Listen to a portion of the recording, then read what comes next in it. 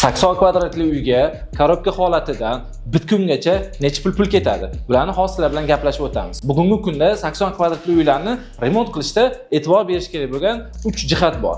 Bularni sanab o'tamiz. Birinchisi, qanaqa remont bo'ladi? Ya'ni premium segmentda bo'ladimi, ekonom bo'ladimi yo sredniy bo'ladimi? Bularni hammasini hisobga olish kerak bo'ladi. Masalan, ekonom segmentdan boshlaymiz. Ekonom segmentda hamma narsa materiallar, qurilish materiallari nisbatan oddiyroqlari, klasslari, oddiylari, ya'ni sifati pastroqlari ishlatiladi.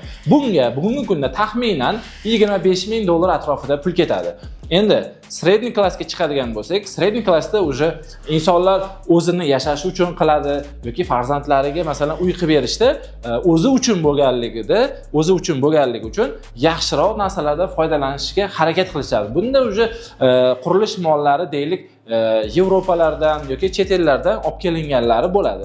Ana o'sha holatda bugungi kunda 80 kvadratli uyga taxminan plus-minus qilib hisoblaganda $50,000 pul ketadi. Bu insonlarni komfort holatida yashash uchun qilinadi. Endi premium holatda yashayman deganlar bor, ya'ni o'zini sevuvchilar, bularga o'sha podxodlar umuman boshqacha bo'ladi.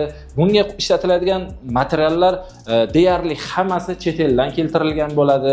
Shu sababli buni umumiy narxi kelib chiqqanda taxminan 80 va $100,000 atrofida chiqadi.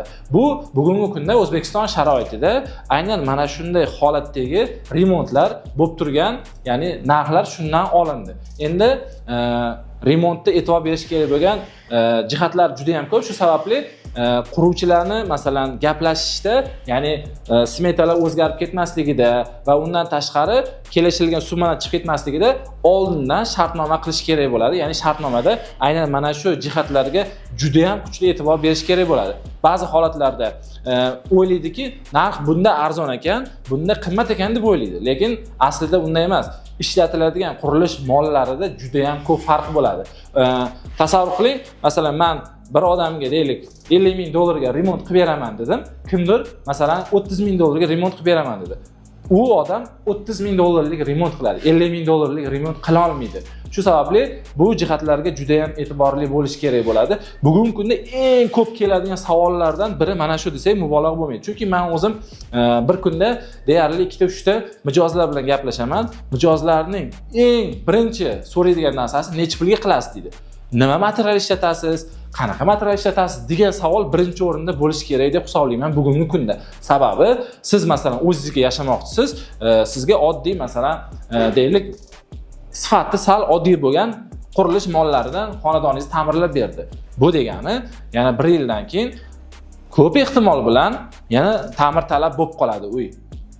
Sredniy klassda bo'ladigan bo'lsa, bu sizga 3 yil, 5 yil va undan ham ko'proq xizmat qilishi mumkin. Va undan tashqari agar premium sifatdagi ishlatiladigan bo'lsa, bu deyarli 10-15 yil modadan qolmaydi va 10-15 yil sizga o'sha smesitillari bormi, santexnikalari bormi, hammasi sifatli qiltitmasdan ishlab beradi.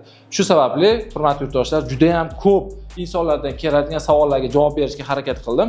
Birinchi navbatda necha pulga qilasiz emas, birinchi navbatda qanaqa materiallardan ishlatib yoki qanaqa materiallardan foydalangan holda siz remont qilasiz degan savolni bersa, men o'ylaymanki, bu juda ham to'g'ri savol bo'ladi. Agar videomiz foydali bo'lgan bo'lsa, yaqinlaringizga ulashib qo'ying.